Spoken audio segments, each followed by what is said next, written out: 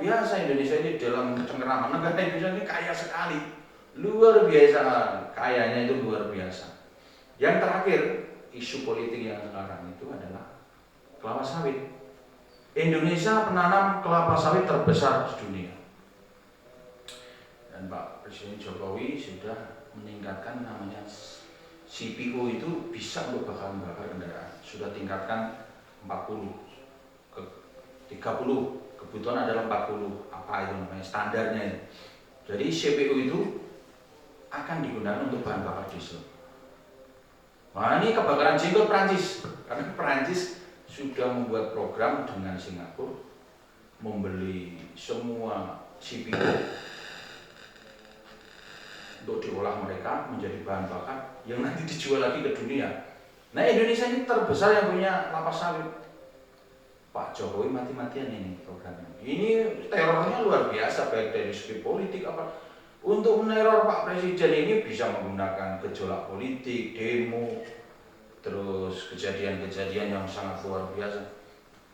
Mohon ini politik, jadi bahasan saya ini bahasan politik. Jadi seorang pemimpin kepala negara itu harus dilindungi oleh orang-orang dewan yang baik.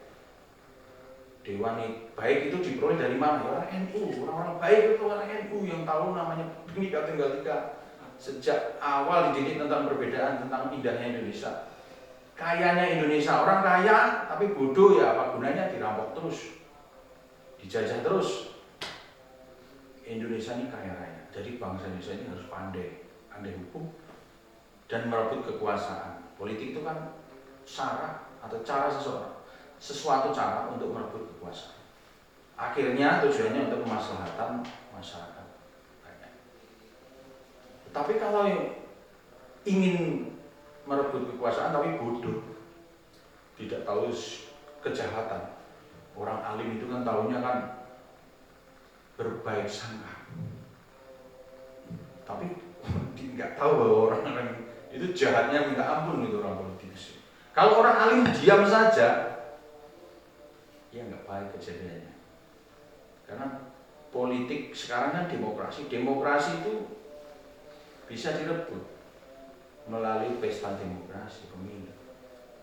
Maka saya secara pribadi, secara perputaran politik sekarang itu, orang-orang NU harus berani, tangannya kotor, berani bercapek-capek untuk merebut kekuasaan itu. Tidak harus berbaju apa dari partai apa, tetapi orang NU harus merebut kekuasaan untuk menjamin, menjaga konstitusi undang-undang yang dibuat oleh Dewan jangan menguntungkan beberapa pihak, tapi untuk kepentingan rakyat. Yang selama ini terjadi adalah tidak pernah dikawal pembuatan undang-undang, karena itu tempatnya uang membuat undang-undang. Pesanan para yang punya kepentingan. Dari dulu kan seperti itu. Demokrasi ini sebenarnya menyulitkan bagi bangsa Indonesia. Demokrasi sekarang malah tidak, perkembangan demokrasi luar biasa. Undang-undangnya baru terus, peraturan pemilu baru terus. Bagaimana kalau enggak orang-orang NU tidak mau belajar tentang hukum, tidak mau belajar tentang politik? Ketinggalan zaman, yang mainkan yang punya otaknya berlebih ini, orang-orang pandai ini untuk mencari uang. Sekali undang-undang terbit itu keuntungannya tidak terbatas. Contoh undang-undang rokok aja. Misal kemarin kan sempat mau dibahas undang-undang kretek tidak boleh. Kejam sekali itu. Yang punya rokok kapas itu, rokok tidak berasa itu kan hanya luar negeri. Di Indonesia kan terkenal rokok kretek. Wonosobo, Jawa Timur, semua rokok kretek itu kan buatan dalam negeri. Kalau diganti dengan rokok-rokok yang nggak berasa itu, kerugian berapa?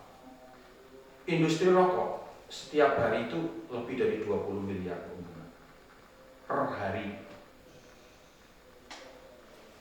Yang masih heran saya ini, Untuk bahasan hari ini itu sini saya buka bahwa ini harus orang pandai. Orang itu harus pandai-pandai.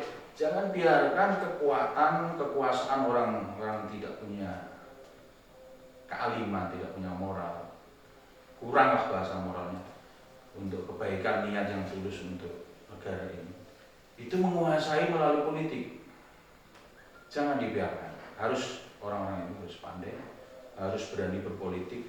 Tapi ya jangan terbuai kalau sudah duduk di kursi terbuai ya celaka juga nanti dipengaruhi kepentingan-kepentingan asing, kepentingan asom dan sebagainya, atau kepentingan orang pribumi sendiri yang tidak berpihak pada rakyat. Politik hal utama sekarang itu, bukan hal yang kedua. Politik itu hal utama yang harus dipikirkan. Orang-orang alim harus masuk, ikut menjaga, mengawal negara ini. Kalau yang maju orang-orang itu saja yang tidak punya kepentingan, jalan kemarin masih bagus dibongkar, pasang lagi, uang pemerintah itu habis untuk begitu. Bangunan masih bagus, bongkar, pasang lagi, cuman modelnya beda. Uang digunakan untuk politik, hanya kepentingan politik toh, tidak untuk kemaslahatan bersama. Padahal di daerah-daerah tentu itu banyak orang yang masih kekurangan, sangat kekurangan. Bahkan kadang secara kehidupan primer itu nggak cukup. Tapi pemerintah yang dipentingkan adalah politik. Makanya politik harus dikuasai orang baik, orang yang punya moral. Jadi hukum adalah cara mengatur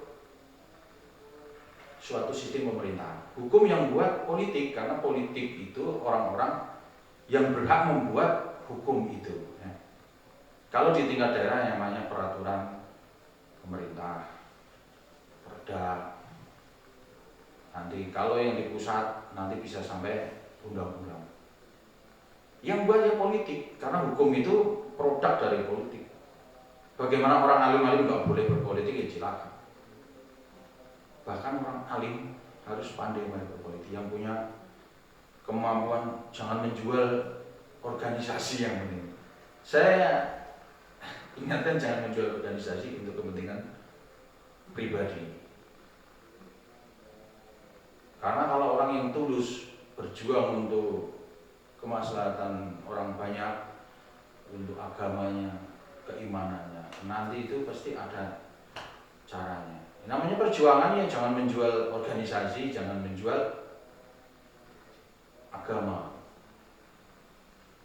Walaupun itu istilah politik disahkan. Politik itu bahasanya politik itu apa saja halal, sebenarnya tercapai tujuan.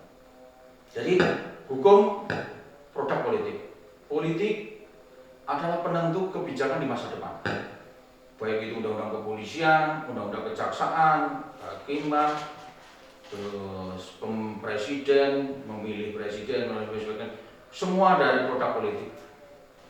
Kalau orang alim, saya ulang lagi, tidak mau masuk ke sana dan tidak dibolehkan ke sana, yang megang ya orang-orang nggak benar. Mau bagaimana produknya benar kalau nggak dipegang orang benar? Minimal 60% harus orang alim, orang baik. Karena produk politik menjadi sebuah undang-undang.